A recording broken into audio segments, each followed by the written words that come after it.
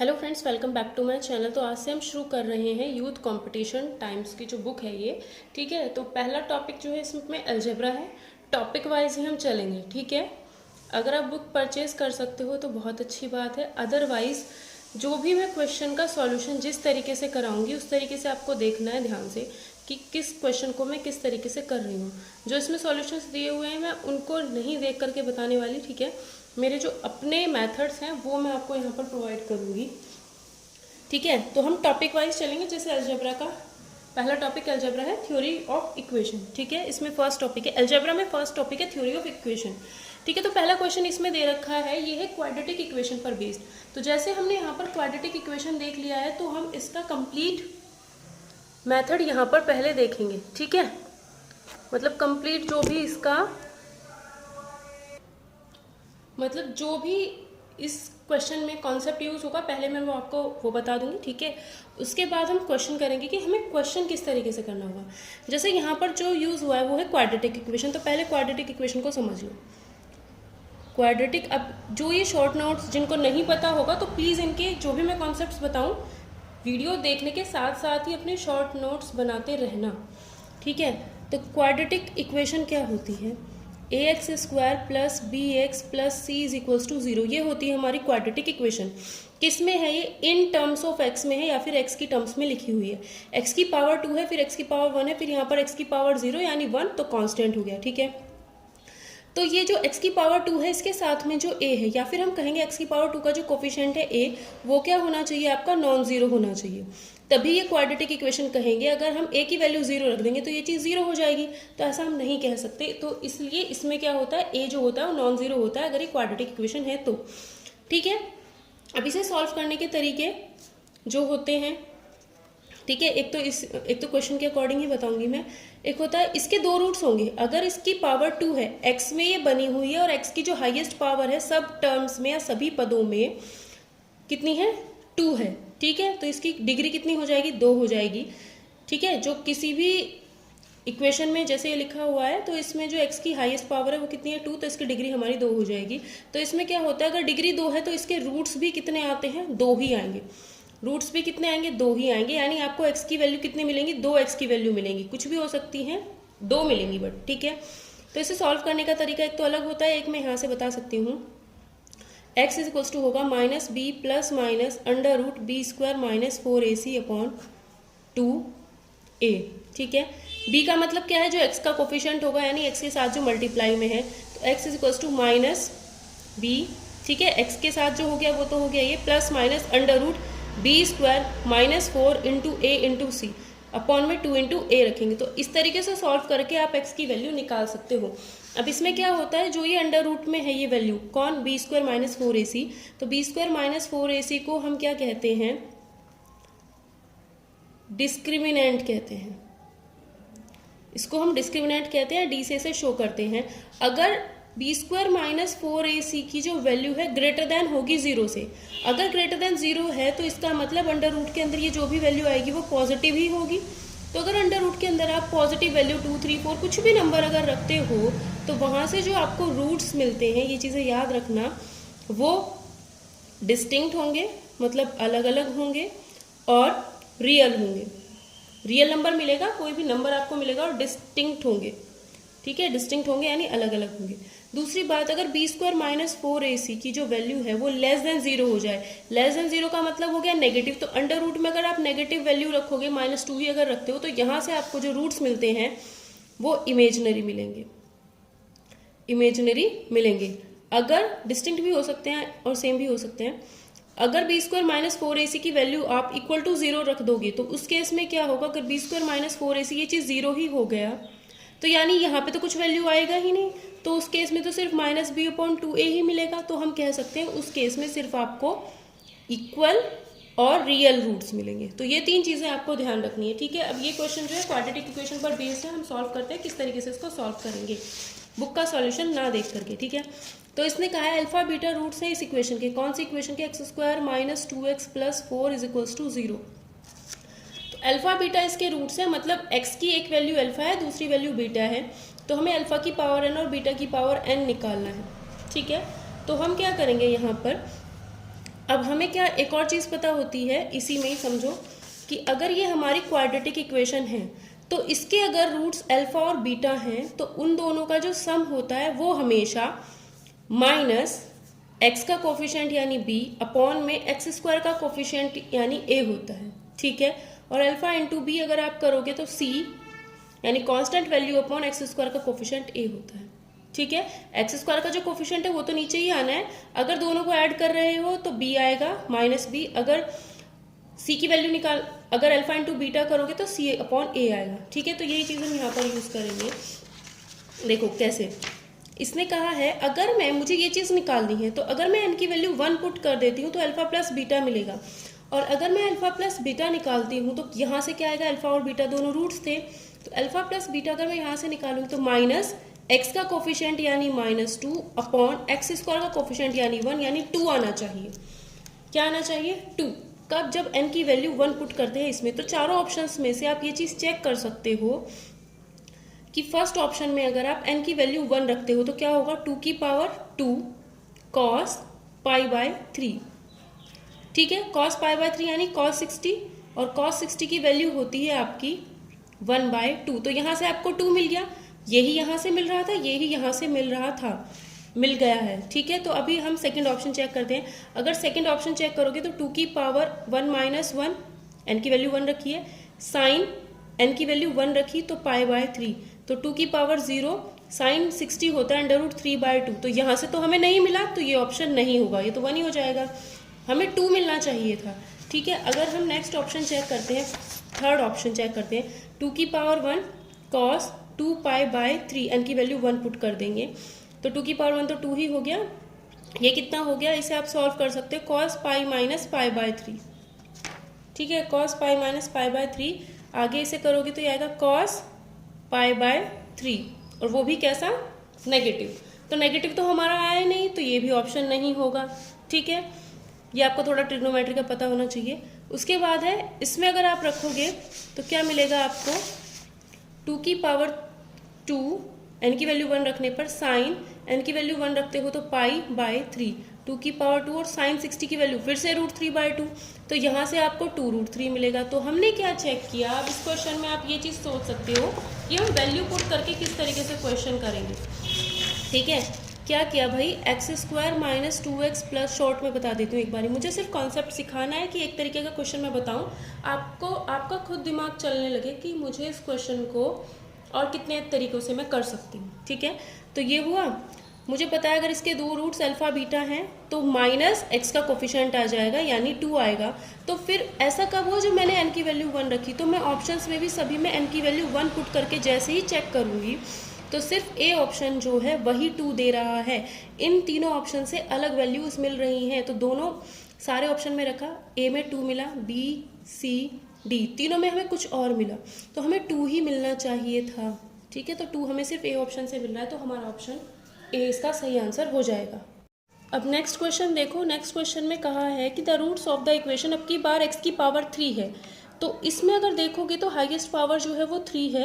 अगर highest power 3 है तो हम यहाँ पर कह सकते हैं क्या, कि ये क्यूबिक इक्वेशन है, अब क्वाड्रेटिक नहीं रही, ठीक है। तो ये क्यूबिक इक्वेशन है, और इसने कहा है ये इसके जो रूट्स हैं, अगर हमारी कोई क्यूबिक इक्वेशन है, ठीक है, अगर हमारी कोई क्यूबिक इक्वेशन है तो हाईएस्ट पावर इसकी 3 है, तो इसके जो रूट्स मिलेंगे आपको 3 रूट्स मिलेंगे, कुछ भी हो सकते हैं, अल्फा बीटा गामा, हमने 3 रूट्स मान लिए।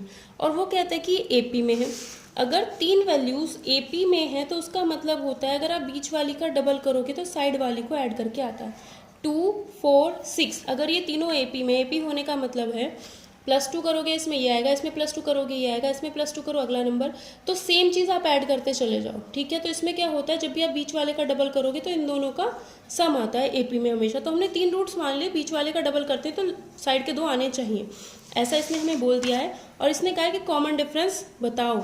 कॉमन डिफरेंस का मतलब ये है कि 4 में से अगर 2 को माइनस करोगे 2 मिलेगा, 6 में से 4 को माइनस करोगे तो भी 2 ही मिलेगा। तो ये होता है कॉमन डिफरेंस।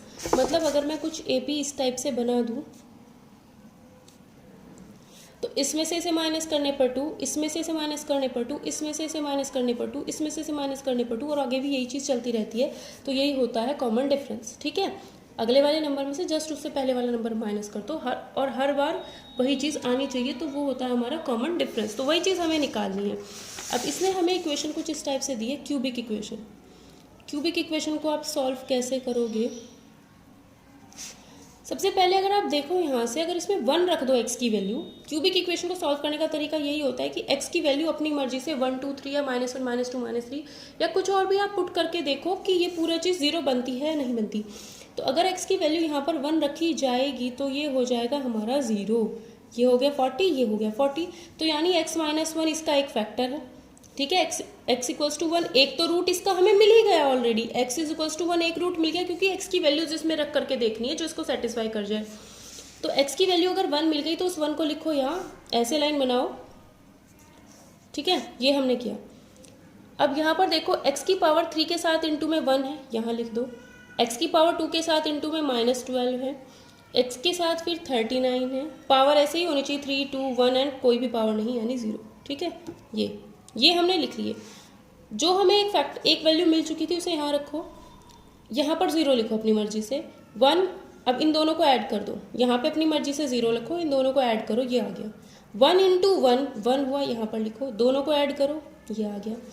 1 इंटू -11 हो गया, दोनों को ऐड करो, 28 हो गया। 1 इंटू 28 हो जाएगा, लास्ट में 0। लास्ट में 0 ही आना चाहिए, अदरवाइज आपने कुछ मिस्टेक की है। इसे आप x² से मल्टीप्लाई करो, इसे x से करो और ये आपका कांस्टेंट हो जाएगा, इसे 1 से कर दो। ठीक है, और ऐड करके 0 के इक्वल रखो। x² -11x + 28 is equals to 0। तो अब हमारी क्वाड्रेटिक इक्वेशन बन गई। क्वाड्रेटिक इक्वेशन को अब आप सॉल्व कर सकते हो, चाहे तो आप वो -b + -√b² - 4 इसी वाला फॉर्मूला लगाओ, या फिर आप इसे ऐसे भी कर सकते हो। x² -11x + 28 अगर है तो इसे आप कैसे करोगे? अगर पहले तो इसे 2 1 0, अगर किसी को सॉल्व करनी नहीं आती तो उसके लिए भी मैं बता देती हूँ। ठीक है, अगर कांस्टेंट के सामने प्लस है, सबसे पहले क्या करना है, कांस्टेंट और x² के साथ जो नंबर है उनकी मल्टीप्लाई कर लो, तो वो हो गया 28। कांस्टेंट और x² के साथ जो है उसकी मल्टीप्लाई किया 28। 28 के ऐसे फैक्टर करो, मैंने किया 7 × 4 28। ऐसे फैक्टर करो, अगर इसके सामने यहाँ प्लस का साइन है तो ये नंबर प्लस करके आना चाहिए। इसके सामने अगर प्लस का साइन है तो इसके ऐसे फैक्टर कर दिए, 7 चौक 28, 7 और 4, तो प्लस करके दोनों को ये आ रहा है। तो अब हम 11 को लिख देंगे 7 + 4। जिसे नहीं आता है कोई दिक्कत नहीं है। x² - 7x, माइनस और x दोनों से मल्टीप्लाई कर दिया। ठीक है, x कॉमन लिया, x - 7 -4 कॉमन लिया, x - 7। अब यहाँ से कह सकते हैं इसमें और इसमें x - 7 कॉमन है और x - 4 यहाँ पर, x ये बच गया, -4 ये बच गया, इक्वल्स टू 0। x - 7 बाहर आ गया, यहाँ पर x बचेगा, यहाँ पर -4 बचेगा, इतना। तो एक तो फैक्टर x इक्वल्स टू 1 आ रहा था, जब इसको और इसको 0 रखोगे, दोनों को अलग अलग 0 रखोगे तो एक 7 मिलेगा, एक 4 मिलेगा। तो इसे इस तरीके से अरेंज करो, 3 रूट्स आपको मिल गए, 1 4 7, बढ़ते हुए क्रम में अरेंज कर लो, इंक्रीजिंग ऑर्डर में अरेंज करो। अगर आप बीच वाले का डबल करते हो तो साइड वालों के सम के बराबर आता है, तो यानी ये तीनों AP में है। वैसे भी देख लो, +3 हो रहा है, +3 हो रहा है, तो जो चीज़ आप ऐड कर रहे हो, इसमें जो नंबर आपने ऐड करके ये मिला, इसमें फिर वही नंबर ऐड करके ये मिला है, +3 तो ये +3 ही कॉमन डिफरेंस है, और यही आपसे आंसर में पूछा जा रहा था। तो इसका आंसर कितना हो जाएगा हमारा? 3 हमारा इसका आंसर हो जाएगा। ठीक है, मुझे तो सिर्फ कॉन्सेप्ट समझाने हैं ताकि एक टाइप का क्वेश्चन आपको एग्जाम में मिले और आप उसे अपने दिमाग से कर सको। ठीक है, अपने हिसाब से करना होता है, क्योंकि क्वेश्चन हमें कि हमारा दिमाग कैसे चलता है किसी भी क्वेश्चन के लिए। ठीक है, बोर्ड पे मैं इसलिए नहीं करा रही हूँ क्योंकि मुझे क्वेश्चन लिखने में बहुत टाइम लग जाएगा, तो कम क्वेश्चंस करा पाऊँगी फिर, तो उससे बेटर है कि मैं क्वेश्चन ज़्यादा करा पाऊँ। अब इसने कहा है कि x - 1 x + 3 2 फैक्टर्स हैं इसके, तो रिमेनिंग फैक्टर बताना है। इक्वेशन क्या है? ये इक्वेशन है। ठीक है, तो हमारे पास क्या है, ये जो कुछ इस तरीके से दे रखा है, ये एक अलजेब्रिक एक्सप्रेशन दे रखा है। अगर इक्वल टू 0 रखोगे तो इक्वेशन कहलाएगा, बट इक्वल टू 0 नहीं दे रखा, ये ऐसे ही दे रखा है, तो ये क्या है, एक पोलिनोमियल कह सकते हो उसको आप। ठीक है, तो अलजेब्रिक एक्सप्रेशन दे रखा है ये। तो हम क्या करेंगे, इसमें x की पावर हाईएस्ट 3 है तो 3 फैक्टर आएंगे। x माइनस 1 एक दे रखा है, दूसरा x प्लस 3 दे रखा है, तीसरा वो हमसे पूछ रहा है अगर किसी भी पॉलिनोमियल में या किसी भी अलजेब्रिक एक्सप्रेशन, अगर किसी भी पॉलिनोमियल में अगर इसका x माइनस 1 एक फैक्टर है तो इसका मतलब है अगर आप x माइनस 1 को 0 के बराबर रखोगे तो x की वैल्यू 1 मिलेगी, ठीक। और वो 1 जैसे ही आप इसमें रखोगे तो ये चीज़ आपकी 0 के बराबर आएगी, ठीक। इसके ऊपर तो मैंने कंप्लीट एक वीडियो बना रखी है, वो आप जा करके देख सकते हो, प्लेलिस्ट में मिल जाएगी, ठीक है। अब x प्लस 3 इसका एक फैक्टर है तो अगर आप इसको 0 के बराबर रखोगे तो x की वैल्यू जो मिलेगी उसे जैसे ही आप इसमें रखोगे तो ये भी 0 हो जाएगा, ठीक है। तो इन दोनों को अगर हम सॉल्व करें 1 plus A plus B is equals to 0 या फिर -27 minus 3a plus B is equals to 0, दोनों को अगर ऐड कर, दोनों को अगर सब्ट्रैक्ट कर दें, दोनों को अगर सब्ट्रैक्ट कर दें तो b कैंसिल, ये हो जाएगा 28 a plus 4a is equals to 0 या फिर 4a इज इक्वल्स टू -28 या फिर a is equals to minus का 7। a की वैल्यू अगर -7 आ चुकी है तो क्या इसमें रख दें, तो a की वैल्यू अगर -7 आई है 1 minus 7 plus b is equals to 0 या फिर -6 plus b is equals to 0 या फिर b की वैल्यू 6 आ जाएगी। तो हमारे पास क्या आया, b की वैल्यू 6 और a की वैल्यू -7, ठीक है। तो इसमें रख दें वापस, तो ये आएगा x³ plus ax plus b था, x³ a की वैल्यू -7 है, b की वैल्यू 6 है। अब क्या इसके आप फैक्टर नहीं कर सकते, 6 ये लिखा है कांस्टेंट, x³, ये तो क्यूबिक इक्वेशन है ना। अगर मैं कहूँ इसमें x इक्वल्स टू 1 तो इसका फैक्टर है ही, तो x इक्वल्स टू 1 अगर इसका फैक्टर है तो 1 रखने पर तो ये 0 हो ही जाती है ना। क्यूबिक इक्वेशन के फैक्टर कैसे करते हैं भाई, पहले x की वैल्यू 1 2 3 या -1 -2 -3 ऐसे कुछ रख के चेक करते हैं, तो 1 रखते हैं तो 0 आएगा ही आएगा, क्योंकि x -1 इसका ऑलरेडी फैक्टर था। तो जैसे हम इसमें रखेंगे क्या करना है, 1 यहाँ पर लिख लो, x की वैल्यू यहाँ पर लिखो, ये लाइन बनाओ। x³ का कोफिशिएंट 1 है, x² का कोफिशिएंट इसमें कुछ भी नहीं है तो 0, x का कोफिशिएंट -7 फिर 6, यहाँ पर 0, इन दोनों को ऐड किया 1, 1 इंटू 1 1 आएगा, इन दोनों को ऐड करो 1, 1 इंटू 1 यहाँ पे लिखोगे, इन दोनों को ऐड करोगे इतना आएगा, 1 इंटू -6 करोगे यहाँ पे -6 आएगा, इन दोनों को ऐड करके 0 आना चाहिए, ठीक है। अब क्या करेंगे, इसको x² से, इसको x से, और ये तो इंटू 1 होगा, x² plus x minus 6 is equals to 0। जैसे अब हमें पता है, ठीक है। अब इसके फैक्टर कर लो, क्या होगा उसी तरीके से करना है, x² प्लस 6 के फैक्टर क्या होते हैं, 2 और 3 होते हैं, और 2 और 3 को अगर यहाँ माइनस लिखा है, देखो 6 इंटू 1 करेंगे, x² का कोफिशिएंट इंटू 6 करेंगे तो 6 आएगा, 6 के फैक्टर करेंगे 2 इंटू 3 तो 2 इंटू 3 आ गया। अब इसके सामने माइनस लिखा है तो इन दोनों को माइनस करने पर यहाँ आना चाहिए, 3 - 2 तो 3 - 2, 1 की जगह पे 3 - 2 लिखा, इतना आएगा। x² plus 3x minus 2x minus 6 is equals to 0, x common लेंगे तो x प्लस 3 आएगा, -2 कॉमन लेंगे x प्लस 3 आएगा is equals to 0, x plus 3 यहाँ से कॉमन ले लेंगे और x माइनस 2 बचेगा। तो x प्लस 3 तो ऑलरेडी उसने कह रखा था कि x प्लस 3 फैक्टर, तो x माइनस 2 को जब आप 0 के बराबर रखोगे तो x की वैल्यू 2 मिल जाएगी, तो x इज इक्वल्स टू 2 इसका एक दूसरा फैक्टर आ जाएगा, ठीक है। या फिर कह दो x माइनस 2, तो इसने पूछा था x माइनस 2 यानी बी ऑप्शन हमारा सही आंसर हो जाएगा, तो x माइनस 2 इसका क्या हो जाएगा, एक फैक्टर हो जाएगा, ठीक है।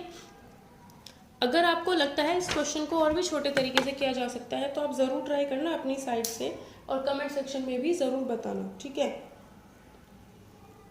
बिकॉज मुझे नहीं लगता है किसी और तरीके से अगर हम करेंगे तो छोटा होगा, क्योंकि हमें पूरा प्रॉपर करना ही पड़ेगा। पहले वैल्यूज़, इनसे वैल्यूज़ निकाल करके इसमें रख करके ए और बी की वैल्यूज़ पता चलेंगी, फिर इसमें रखेंगे, फिर उसके दोबारा से फैक्टर करने पड़ेंगे, तभी हम इसको सॉल्व कर पाएंगे। या फिर आप एक काम और कर सकते हो, अगर पूरा सॉल्व नहीं करना चाहते हो, जैसे कि हम इस इक्वेशन पर आ गए थे तो आप ऑप्शन की हेल्प ले सकते हो। इस इक्वेशन पे हम आ चुके थे, ऑप्शन की हेल्प लो, जो भी इसका फैक्टर होगा वो इसको 0 करेगा, ठीक है। x माइनस 1 इसका फैक्टर है, x प्लस 3 इसका फैक्टर है ही, तो x की वैल्यू 1 और x की वैल्यू -3, तो इसको 0 करेगा ही करेगा, ठीक है। अब हम क्या करते हैं, x प्लस 2 अगर इसका फैक्टर होगा तो x प्लस 2 को बराबर रखो 0 के, x की वैल्यू -2 मिलेगी। अगर आप इसमें -2 रखोगे तो ये 0 नहीं आएगा, 0 आना चाहिए।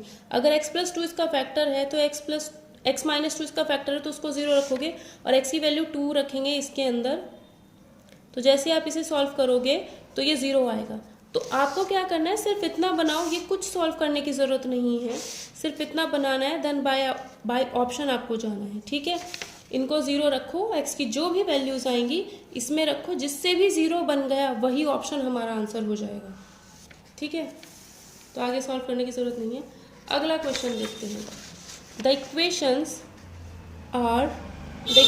दो इक्वेशंस दिए हैं, 2k minus 6ky plus 7 is equals to 0, 6x minus 12y plus 15 is equals to 0, have no solutions. अगर ये दो लाइन्स है और इनका कोई भी सॉल्यूशन नहीं है तो ऐसा तब होता है जब, यहाँ पर x है सॉरी, ऐसा तब होता है जब x का कोफिशिएंट अपॉन x का coefficient is equals to y का कोफिशिएंट माइनस के, y का coefficient minus 12 is not equal to हो किसके, 7/15 जो दे रखा है। x के कोफिशिएंट्स को डिवाइड करो, इक्वल होना चाहिए, y के कोफिशिएंट्स को डिवाइड करो, नॉट इक्वल टू होना चाहिए कांस्टेंट अपॉन कांस्टेंट। ठीक है, तो ये 1/3 आएगा इक्वल टू k/12 आएगा, या इससे 4 हो जाएगा। k की वैल्यू कितनी आ जाएगी, 4। तो k की वैल्यू अगर आप इसमें 4 रखोगे, ठीक है, तो k की वैल्यू अगर आप 4 रखोगे तो इसका हमें कोई भी सॉल्यूशन नहीं मिलेगा। होता क्या है, इसका कॉन्सेप्ट्स भी लिख लो अगर लिखना चाहते हो। a1x plus b1y plus c1 is equals to 0, a2x plus b2y plus c2 is equals to 0। ये दो लाइंस की इक्वेशन है। कैसी इक्वेशन है, दो लाइंस की। तो अगर अगर कोई भी सॉल्यूशन नहीं होता है तो उस केस में a1/a2 b1/b2 बराबर होते हैं और नॉट इक्वल टू होता है c1/c2 को। अगर ज्योमेट्रिकली इस चीज़ को समझना चाहते हैं तो हम ऐसा कह सकते हैं, कैसा, कि अगर ये लाइन और ये लाइन पैरेलल है, जब दो लाइंस पैरेलल होती हैं तो उस केस में क्या हो जाता है, a1 b1 मतलब इतना पोर्शन बिल्कुल आपको सेम दिखाई देगा। अगर यहाँ 2 3 यहाँ 4 5 ऐसा ही बिल्कुल ये चीज़ ना या तो रेशो में होंगी या फिर सेम। a1/a2 कहने का मतलब ये चीज़ आपको ऐसी दिखनी चाहिए, या तो a1/a2 इक्वल्स टू b1/b2 होना चाहिए। ठीक है, जब भी पैरेलल होती हैं, बस ओरिजिन से जो हमारी डिस्टेंस होती है वो c1 को रिप्रेजेंट करती है और ओरिजिन से जो हमारी सेकंड लाइन की डिस्टेंस होती है वो c2 को रिप्रेजेंट करती है, तो वो अलग अलग हो जाती है। वही ओरिजिन से तो डिस्टेंस अलग अलग ही रहेंगी जब लाइन दूर दूर है, बट पैरेलल है। पैरेलल होने का मतलब है a1/a2 इक्वल्स टू b1/b2 होता है, या फिर ये दोनों चीज़ें आपको बिल्कुल बराबर दिखाई देती है। ठीक है, तो ये था यहाँ पर ज्योमेट्रिकली कॉन्सेप्ट। अगला क्वेश्चन देखते हैं। नेक्स्ट देखो अब क्वेश्चन नंबर 5, इसमें क्या है, sum of all real values of x। अगर आपको इक्वेशन कुछ अब इस टाइप से दे रखी है तो यहाँ पर हमें पॉसिबिलिटीज़ चेक करनी पड़ जाएंगी। ऐसा क्यों है, ये इसने इक्वेशन दे दी है और उसने कहा है x की जितनी भी यहाँ से वैल्यूज़ आपको मिलती हैं इस इक्वेशन से, अगर मैं कहूँ x² minus 2x is equals to 1, कुछ भी ऐसे लिखा हुआ है, तो मैं कहूँ इससे आपको x की वैल्यूज़ निकाल करके उनको ऐड करना है, तो आप x की वैल्यू किसी ना किसी तरीके से इनसे निकालोगे ना, तो वही काम है। हमें इक्वेशन कुछ इस टाइप से दे दी कि इसकी पावर ये है, तो ऐसा अगर है तो 1 के इक्वल है, तो ऐसा कब कब हो सकता है, पहले तो ये चीज़ हमें सोचनी पड़ती है। ठीक है, तो इसने हमसे, अगर हमें दिया होता कि x की वैल्यू ये है तो हम डायरेक्ट इनको उठा करके इसमें पुट करके चेक कर लेते, बट उसने कहा है जितनी भी x की वैल्यूज आती हैं उनका आपको सम करना है, उनका आपको सम करना है। तो हम क्या करेंगे, अब ये चीज़ खुद सोचो कि इसकी पावर अगर यही है 1 कब हो सकता है, a की पावर अगर b है 1 है, ये तभी हो सकता है जब किसी की पावर 0 हो, तब 1 हो सकता है। ठीक है, तो पहला केस हम वही लेते हैं कि अगर इसकी पावर ये चीज़ 0 है, अगर ये 0 है तो हम कहेंगे x² plus 4x minus 60 is equals to 0। इसकी पावर 0 होगी तभी तो 1 आएगा, तो हमने इसको 0 रख दिया। ठीक है, तो इसके फैक्टर करो ऐसे जो माइनस करके 4 आ जाए, 16 into 1 फैक्टर करो ऐसे जो माइनस करके 4 आ जाए। ठीक है, ठीक है, तो कितना होगा ये 10 6 60, तो ये हो जाएगा 4 को लिख सकते हैं 10 माइनस 6 और 10 into 6 60 भी आता है, इतना हो गया। x² plus 10x, writing neglect कर देना, मेरी कोई ज़्यादा अच्छी है नहीं, बस इतना है कि लेटर जो मैं लिख रही हूँ समझ आ जाए बस। x प्लस 10, कुछ हाथ सेट नहीं हो रहा जिस तरीके से मैं कर रही हूँ। ठीक है, तो यहाँ से x प्लस 10 कॉमन आ जाएगा, x minus 6 is equals to 0। तो x की वैल्यू एक तो -10 आ जाएगी, जब इसको 0 रखेंगे इसको 0 रखेंगे तो माइनस प्लस का 6, तो दो वैल्यूज़ तो x की यहाँ से मिल गई। ये हमें तब मिली है जब हमने ये वाली कंडीशन अप्लाई की कि किसी की पावर अगर 0 करते हैं तो 1 आता है। ऐसा भी हो सकता है, तो हमारे पास दो वैल्यूज तो हमें पता चल गई, -10 और 6। दूसरा केस हम क्या कर सकते हैं, अगर इस और किस तरीके से ये 1 हो सकता है सोचो। अगर मैं इसको ही 1 कर दूं और 1 की पावर कुछ भी हो 1 ही आता है, तो इसको अगर मैं 1 कर दूं यानी हम कह सकते हैं x² - 5 + 5 = 1 या x² - 5x + 4 = 0। ठीक है, तो इसके फैक्टर करोगे तो 4 + 1 लिख सकते हो, 4 + 1 5, प्लस करके आना था क्योंकि यहाँ प्लस था, 4 × 1 4 ही आएगा, 4 × 1 यहाँ भी था, ठीक है, +4x = 0। x² - 4x - x + 4 = 0। x common लिया, x - 4 - 1x - 4 = 0। x - 4 यहाँ से और x - 1 यहाँ से = 0। ठीक है, तो x की वैल्यू एक तो यहाँ से 4 आ जाती है, दूसरी यहाँ से 1 आ जाती है। ठीक है, अब सोचो क्या किसी और तरीके से भी हम इसको 1 कर सकते हैं क्या। पहले तो हमने इसकी पावर 0 मान ली तो इसको 0 रखा, फिर हमने इसको अगर 1 कर देते हैं तो भी इसकी वैल्यू 1 ही मिलेगी। ठीक है, एक केस और हो सकता है क्या कि अगर हम देखो, अगर हम इसको -1 रखें, अगर इसको -1 रखते हैं फिर ये इवन होना चाहिए तभी +1 मिलेगा, है ना। तो अगर मैं इसको -1 रखती हूँ तो रख के देखते हैं भाई, x² - 5x + 5 = -1 रखते हैं। ठीक है, बस हमें अगर हम इसको -1 रखते हैं तो ये चीज़ इवन आनी चाहिए। इससे क्या करना पड़ेगा, इसको -1 के इक्वल रखो, x की जो भी वैल्यू आएंगी उसको इसमें रख करके चेक कर लेना है कि ये इवन बना है या नहीं बना है। तो हमने पहले इसको -1 रखा, तो x² - 5x + 6 = 0। x² - 2 + 3 लिख सकते हैं, 2 + 3 ये हो गया, 2 × 3 ये हो गया, प्लस इसलिए क्या क्योंकि यहाँ प्लस था, x + 6 और 6 × 1 करते हैं तब फैक्टर किए जाते हैं। x² - 2x - 3x + 4 ये रहा x। अब यहाँ से हमने x कॉमन लिया तो x - 2 आ गया, -3 कॉमन लिया तो x - 2 आ गया = 0। तो x - 2 यहाँ से कॉमन आ जाता है और x - 3 यहाँ से आ जाता है। x की वैल्यू एक तो 2 आ जाती है, एक 3 आ जाती है। तो x की वैल्यू 2 3 अब हमें ये जो पावर है इसमें रखना पड़ेगा, ये देखना है कि ये इवन है या नहीं। अगर ये ऑड नंबर -1 की पावर अगर आप इवन नंबर करोगे तभी तो आपको 1 मिलता है, यानी 2 4 6 8।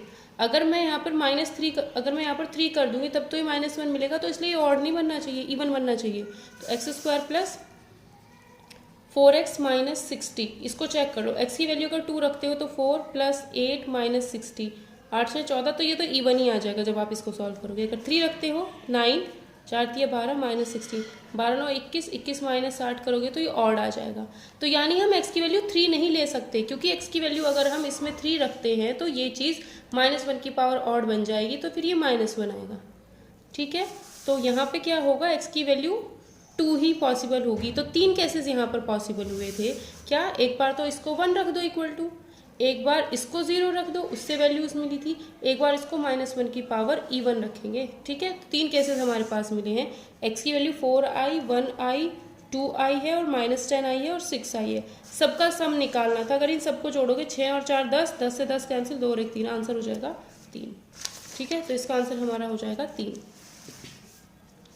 नेक्स्ट क्वेश्चन देखो अब कैसे करेंगे। a and b are natural numbers such that a² - b² prime number.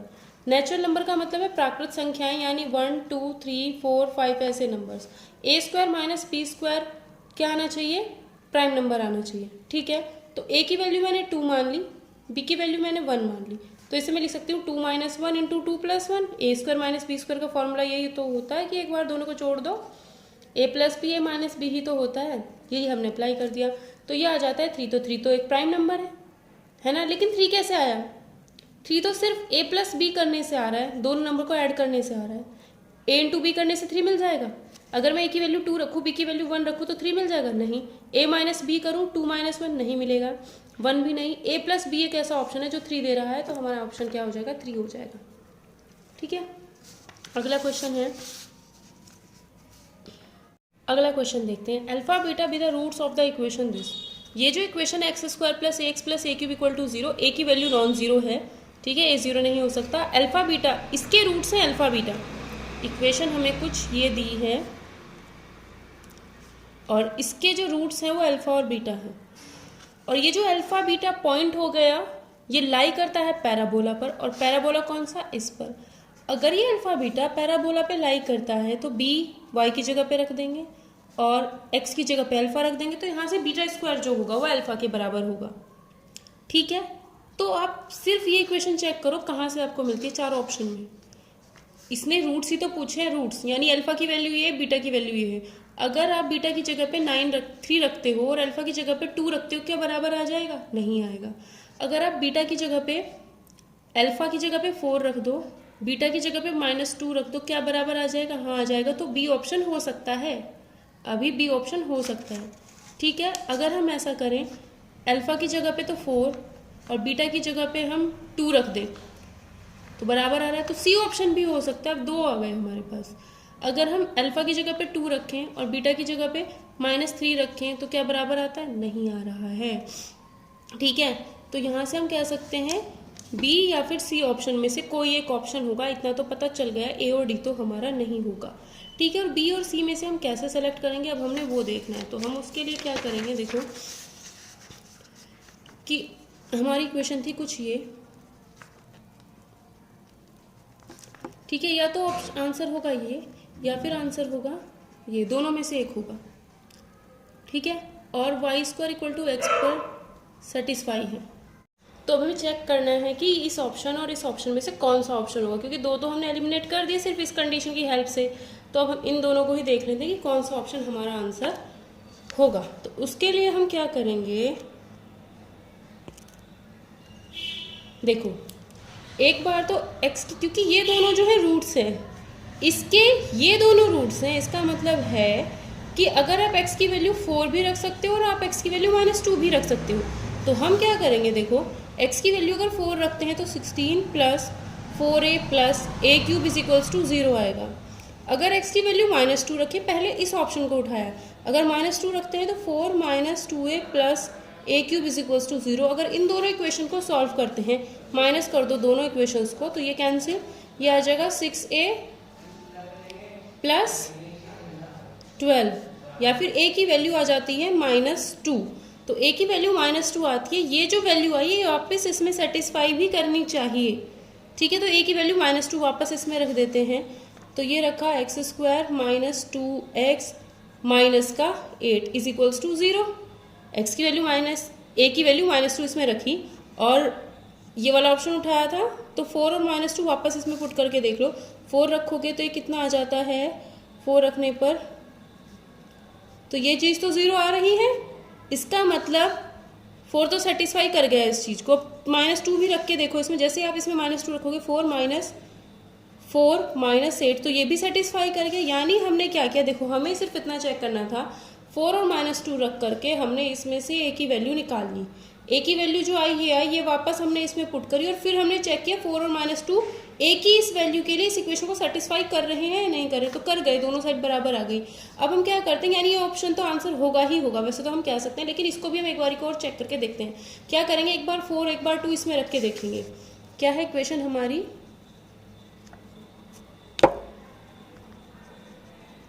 4 और 2। जब 4 रखते हैं x की वैल्यू, अगर 2 रखेंगे ये आएगा, दोनों को माइनस कर दो, ये हो गया, ये कितना आएगा 12, ये कितना आएगा 2a। तो a की वैल्यू आ जाएगी आपकी 6, a की वैल्यू 6। अब वापस इसमें रख करके चेक करो कि अगर a की वैल्यू आप 6 रखते हो, x² + 6x + 6 × 36, ठीक है, अगर हम 2 रखते हैं तो ठीक है ना, हाँ, a की वैल्यू 36 रखें तो 216 आ जाएगा यहाँ पर। अब चेक कर लो 4 और 2 इसको सेटिस्फाई कर रहे हैं या नहीं। a की वैल्यू आपने 6 तो इसमें पुट कर दी, ठीक। अगर आप 4 रखोगे x की वैल्यू या फिर 2 रखोगे तो क्या सेटिस्फाई कर जाएगा, ये चीज़ कभी भी 0 नहीं आएगी। जब आप 4 और 2 रखोगे x की वैल्यू नहीं आएगी, तो इसका मतलब 4 2 तो ऑप्शन नहीं होगा, हमारा ऑप्शन कौन सा हो जाएगा, 4 - 2 इसका करेक्ट आंसर हो जाएगा। ठीक है, अब नेक्स्ट क्वेश्चन देखते हैं। नेक्स्ट क्वेश्चन में क्या कहा है, क्वेश्चन नंबर 8 देखो। 8 में हमसे कहा गया है क्या, the roots of the equation, equation क्या है, x² + x + a = 0। जो डिस्क्रिमिनेंट हमने पढ़ा था उस पर बेस्ड है, ठीक है। तो इसने कहा है ए की तो वैल्यू आपकी ग्रेटर देन 0 है, ये कंडीशन आपको ध्यान रखनी है। और जो रूट्स आते हैं इस इक्वेशन के, रियल आएंगे और डिस्टिंक्ट आएंगे। ऐसा तब होता था जब हम कहते थे B square minus 4ac is greater than 0, तब होता था ऐसा। बी का मतलब क्या होता है, एक्स का कोफिशिएंट, यानी 1 का स्क्वायर माइनस 4 इंटू ए का मतलब होता है एक्स स्क्वायर का कोफिशिएंट, सी का मतलब होता है जो कांस्टेंट होता है ये। दिस इज ग्रेटर देन 0, यानी 1 minus 4a is greater than 0।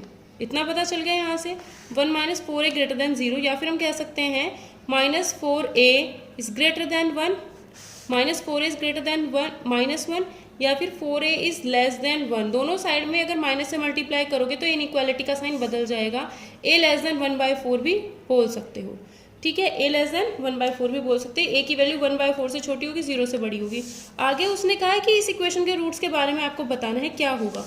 कौन सी इक्वेशन के roots, X square minus 4 root A X plus 1 is equals to 0। इसके अगर इसके रूट्स बताने हैं तो ये रूट एक्स के ऊपर नहीं है, सॉरी, सिर्फ ए के ऊपर है ये, ठीक है, सिर्फ ए के ऊपर है। तो माइनस क्या करेंगे, बी स्क्वायर माइनस 4ac ही चेक करते हैं। तो बी का मतलब एक्स का कोफिशिएंट माइनस 4 अंडर रूट ए का स्क्वायर माइनस 4 इंटू ए का मतलब ये हो गया, सी का मतलब ये हो गया 16 ए स्क्वायर माइनस 4। उसने पूछा है कि इसके रूट्स कैसे होंगे, इसके रूट्स कैसे होंगे, ठीक है। ए की जो वैल्यू है वो लेस देन 1/4 अभी अभी हमने फर्स्ट इक्वेशन से निकाली थी, तो या फिर 4a इज लेस देन 1 था, ठीक है। तो इसको आप कुछ इस फॉर्म में कन्वर्ट करने की कोशिश करो। मैं क्या करूँगी, दोनों साइड में इसमें, सॉरी ये ए स्क्वायर नहीं, ए ही होगा, ठीक है, ए होगा। मैंने क्या किया इस इक्वेशन में, मुझे पता है, देखो ये वाली ए इज लेस देन 1/4 है और ए इज ग्रेटर देन 0 है। पूरी इक्वेशन में अगर 4 से मल्टीप्लाई करेंगे तो ये हो जाएगा, अगर 4 और मल्टीप्लाई करोगे तो यहाँ 16 आ जाएगा और यहाँ पर 4 हो जाएगा। तो 16 ये तो बना दिया हमने, -4 और कर दो। जैसे आप पूरी इक्वेशन में से -4 करोगे तो ये 0 आ जाएगा। तो यहाँ से पता चल गया ये जो वैल्यू है 16 है -4, इसके बारे में मुझे पता करना था कि ये 0 से लेस है या 0 से बड़ी है, क्या है। तो हमने क्या किया, 16 - 4 जो हो गया लेस देन 0 हो गया, तो इसका मतलब है जो हमारे रूट्स होंगे वो इमेजिनरी हो जाएंगे, ठीक है। करना क्या था, एक बार दोबारा देख लो कि हमें कहा था इस इक्वेशन के रूट्स रियल और डिस्टिंक्ट है, तो B square minus 4ac greater than 0 लगा दिया, ठीक है। ये हमने अप्लाई किया तो ए की वैल्यू ये आ गई, ठीक है, और ए ग्रेटर देन 0 ऑलरेडी था ही। तो हमने फिर सेकंड इक्वेशन के बारे में बताना था। सेकंड इक्वेशन हमारी कुछ इस तरीके से थी, तो बी स्क्वायर माइनस 4ac हमने इसमें अप्लाई किया, तो यहाँ से 16 है -4, तो हमें सिर्फ ये कंडीशन पता है और इससे हमें ये वाली कंडीशन बनानी थी। तो पहले तो 4 से मल्टीप्लाई कर दिया, या फिर डायरेक्ट ही आप 16 से मल्टीप्लाई कर दो इस इक्वेशन में, तो 16 ये तो बन जाएगा, फिर -4 कर देना, फिर -4 बन जाएगा। लेस देन 0 आप करोगे तो ये इमेजिनरी खुद आ जाएगा। लेस देन 0 तो इमेजिनरी होता है, बी स्क्वायर माइनस 4ac मैंने फर्स्ट वाले इसमें बताया था। तो यहाँ से हमारे जो रूट्स हो जाएंगे इमेजिनरी हो जाएंगे। नेक्स्ट क्वेश्चन देखते हैं, तो क्वेश्चन नंबर 9 देखते हैं। इसमें कहा है कि ABC रैशनल नंबर्स हैं। तो एक इक्वेशन ये है, एक इक्वेशन ये है, इनका एक कॉमन रूट है, तो हमें इसकी वैल्यू बतानी है। फिर ABC की वैल्यू पता चल जाएगी तो इसकी वैल्यू हम अपने आप बता देंगे। तो इसने कहा है एक इक्वेशन ये है, एक इक्वेशन ये है, दोनों का कॉमन रूट है। तो 2x² plus x minus 2 equals to 0। अगर आप इसका कॉमन रूट निकालो कि x इक्वल्स टू -b, यानी x का coefficient plus minus under root b² minus 4 into a का मतलब 2 है और c का मतलब -2 है, ये वाला अपॉन 2 इंटू 2। तो ये आएगा -1 plus minus under root 1 plus 16/4, या फिर -1 प्लस माइनस अंडर रूट 17/4। तो ये आ जाती है हमारे पास x की वैल्यू। तो यहाँ से हम एक चीज़ कह सकते हैं कि अगर कोई इक्वेशन ऐसी है जिसको आप सॉल्व करते हो, उसके रूट्स निकालने की कोशिश करते हो, और उसके रूट्स जो यहाँ पर अंडर रूट 17 आ गए, 17 को आप रूट से बाहर नहीं निकाल सकते, इसका मतलब है कि ये जो रूट आया है वो इरेशनल है। अगर किसी भी इक्वेशन के रूट्स इरेशनल आते हैं, ठीक है, इतनी बात समझ आई। उसने कहा है कि हमारे पास ये दो इक्वेशन हैं और इनका एक रूट कॉमन है, एक रूट कॉमन है। अगर एक इक्वेशन का एक रूट आपका इतना है, सॉरी, अगर एक इक्वेशन का एक रूट इतना है तो दूसरा रूट पक्का माइनस वाला होगा। अगर एक रूट में -1 प्लस अंडर रूट 17/4 लिखा है तो पक्का उस इक्वेशन का दूसरा रूट विद नेगेटिव साइन यहाँ पर होगा। तो यानी इसका मतलब है इन दोनों इक्वेशन के दोनों रूट ही कॉमन है। जब दोनों इक्वेशन के दोनों रूट ही कॉमन हो चुके हैं, दैट मीन्स ये और ये इक्वेशन सेम ही हो जाएगी। कहने का मतलब ये है, अगर आप एक इक्वेशन को सॉल्व करके उसके रूट्स निकालते हो और वो रूट्स अगर इरेशनल हो जाते हैं तो वहाँ पर सिर्फ एक ही नहीं, दोनों इक्वेशन के दोनों रूट कॉमन हो जाते हैं। तो जब दोनों रूट कॉमन हो गए यानी ए बी सी की वैल्यू बिल्कुल, ये इक्वेशन और ये इक्वेशन बिल्कुल सेम है, इसको और इसको अगर कंपेयर करोगे तो आपको ए की वैल्यू तो 2 मिल जाएगी, यहाँ से बी की वैल्यू आपको 1 मिल जाएगी और सी की वैल्यू -2 मिल जाएगी। फिर आपको 4 इंटू ए निकालना है प्लस -2 इंटू बी निकालना है प्लस 3 इंटू सी निकालना है। तो ये हो जाएगा 8 -2 -6, तो ये हो जाएगा आपका 0। तो इसकी वैल्यू जो आएगी आपका 0 आंसर हो जाएगा। ठीक है, तो किसी भी इक्वेशन को अगर आप सॉल्व करते हो और उसके इरेशनल रूट आते हैं तो वहाँ पर, और दूसरी इक्वेशन भी कोई दे रखी है तो वहाँ पर एक नहीं बल्कि दोनों ही रूट्स कॉमन हो जाएंगे, दैट मीन्स दोनों इक्वेशन बिल्कुल सेम होंगे। ठीक है, अब नेक्स्ट क्वेश्चन देखो। नेक्स्ट क्वेश्चन नंबर 10, ये आप लोगों के लिए, इसमें सिर्फ आपको ये बताना है कि डिग्री 5 वाला, एक तो जब भी आप इसका होल स्क्वायर इसका होल स्क्वायर ओपन करना है, ठीक है, तो जैसे आप ओपन करोगे द्विपक्षीय मतलब सिर्फ आपको उसके अंदर 2 ही टर्म्स मिलनी चाहिए, एक प्लस सेकेंड टर्म, 2 ही टर्म्स आपको उसके अंदर मिलनी चाहिए, और एक चर में मतलब सिर्फ एक्स में ही होना चाहिए, एक्स में तो ऑलरेडी ये दे ही रखा है। ठीक है, और जो पूरे एक्सप्रेशन में एक्स की जो हाईएस्ट पावर है वो सिर्फ 5 होनी चाहिए, ऐसा एक्सप्रेशन आपको खुद इसमें ढूंढना है। ठीक है, 2 ही टर्म्स हो, द्विपक्षीय मतलब 2 ही टर्म्स हो उसके अंदर, ठीक, और x की हाईएस्ट पावर 5 होनी चाहिए। अगर आप इसको सॉल्व करोगे तो x की हाईएस्ट पावर 10 हो जाएगी, तो ये तो हो ही नहीं सकता। इसका आपको होल स्क्वायर अपने आप ओपन करना है, इसका होल स्क्वायर अपने आप ओपन करना है, फिर कुछ टर्म्स कैंसिल हो जाएंगी। ठीक है, सिमिलरली ये काम इनमें करना है और सिमिलरली यही काम इनमें करना है। तो ये काम आप खुद कर सकते हो, ये क्वेश्चन बहुत ईजी है, कुछ ज़्यादा नहीं है। 2 टर्म्स आएंगी, x की हाईएस्ट पावर जिसमें 5 होगी वही आपका ऑप्शन आंसर आ जाएगा, ऑप्शन आंसर होगा। बस 2 ही टर्म्स उसमें होनी चाहिए, ध्यान रखना, और ऑप्शन में आंसर जो है इसका वो 3rd आंसर है। ठीक है।